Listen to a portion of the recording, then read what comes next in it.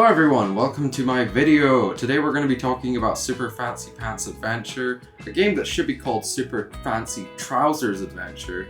Oh, and talking of fancy trousers, Look at these! Look at these! Look at these, they're so nice! but yeah, the footage I recorded for this video is really bad, and yeah, like, just the worst gameplay footage I've ever recorded. I'm terrible at this game. I tried to edit the video so you didn't see me being terrible at it, but oh boy, I couldn't find any footage of me not being terrible at it, so yeah. Anyway, enjoy, and yeah. I am not good at video games, and I'm certainly not good at Super Fancy Pants Adventure. After getting nostalgic for the old Flash game, I searched Steam to see if there was a modern Fancy Pants game, and I was in luck. I found Super Fancy Pants Adventure. This fast-paced precision platformer is really well made. It feels like the old game, but with more levels, crafty level design, and plenty of hats and pants to unlock. The game has a unique art style that's comedic and reminiscent of Newgrounds cartoons in the best way possible. The fluid movement encourages speed in a similar way to the greatest levels of Sonic Superstars, and almost never forces you to go slow. The combat is simple yet satisfying and doesn't detract from the main focus, which is the platforming. All that being said, I had one major issue while playing it. Myself, you know? Me. The game admittedly won't be a struggle for most players. It's short, easy to play, and all around a good time. Sure, there are some issues you might find frustrating, like getting sent back to the start of a level after losing all your lives, but that's a part of most retro throwback platformers. In my playthrough, I couldn't stop dying, and I started to have the thought that it was a problem with the game design. But then I realized it wasn't a problem with the game at all, and it was a problem with my personal skill level, and also with how I play games in general. The original plan for this video was to do a review of sorts, and I'm still going to do a bit of that, but I found this game so damn difficult it raised a deeper question for me. Should I review games even if I'm bad at them? So the main problem I faced with the game was its movement system. Even though I praised it earlier, I personally had a lot of trouble getting used to it. For example, the game's sometimes forcing you to climb up walls instead of jumping off them.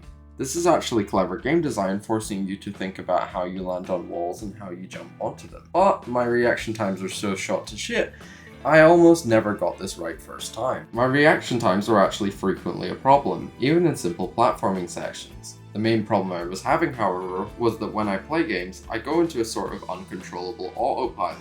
This autopilot got me killed so much even in the first level, where I would frequently die because I wasn't paying enough attention to my surroundings, or would do the same thing over and over again, hoping for a different result. Even though I finished the game, and I have proof, there's footage of me killing the final boss in this video, this is a much bigger problem when it comes to co-op games. I've actually sworn off games with friendly fire like Left 4 Dead, even though it slaps, because my teammates just find me too annoying to play with. But back to the topic of the video, should I be allowed to review games even though I'm bad at them? Well, yeah, but let's talk about why. While it is objectively funny to dunk on people for being bad at video games like Elon Musk, there is definitely a difference between me and him. I would never claim to be the ultimate gamer TM or claim that I am good at video games at all. Some people got up in arms back in August of 2017 when a VentureBeat writer was so objectively bad at Cuphead that it started unbelievable amounts of online outrage. And I just have to say, if you think that writer is bad at Cuphead, wait till you see me play the game on easy mode. I'm actually very defensive of that writer. VentureBeat Man did nothing wrong and all that. If you want to see more in-depth coverage on this, watch Sean's video. But I personally don't think Dean, the VentureBeat Man, deserved all the hate he got. Cuphead for most people will be a difficult time, and Dean never claimed to be the best at the game at all, with the video literally being called Dean's shameful 26 minutes of gameplay. But honestly, I don't think Dean should be shameful about it. We all have different skills, and even if you're not 100% brilliant at a video game, it shouldn't discourage you from playing it. The article Dean wrote on Cuphead stated this: "While my performance on the video below is quite shameful, I think it shows quite well why Cuphead is fun and why making hard games that depend on skill is like a lost art." And Dean, I couldn't agree more. Your personal skill in the medium of video games shouldn't dictate if you can review them or not.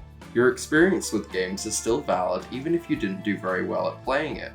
It's actually a unique experience with a game that leads to people having different things to say about their experience. My only personal standards for someone being able to write a review of a game is that they completed it or not. And Dean's article wasn't a review, it was a first impressions type of deal. But back to me. I am bad at video games because of my previously mentioned autopilot mode I go into while playing them. But this again is a unique disabled experience with video games, because the reason I do that is because of my currently unmedicated ADHD. This brings up the point that another thing that people do not like to mention is the fact that the statement reviewers should be good at the games they review is a little bit unfair to games journalists with disabilities. It also just misses the point that everyone has unique experiences with games, and disallowing people who are bad at them to even talk about their experiences with this art form is, in my opinion, just plain stupid. So yeah, I'm gonna review games even if I'm bad at them. My experience of being bad at them will always be mentioned, but hopefully will not detract from what I say about the games. I'm trashy transgender, and I'm not just trash at being transgender, I'm also trash at video games. And I'll be real, I don't care if that upsets you. Okay, that was the video. Sorry for getting spicy. I just wanted to say before we leave this video that I want you to buy Super Fancy Pants. It's only £7. And it's only like 2 hours if you're good at it. It took me 5 hours because I'm bad at it. But it's really fun and I couldn't recommend it enough. It's on Steam, it might be on other things, I don't know. And yeah, thank you for watching and see you in the next one.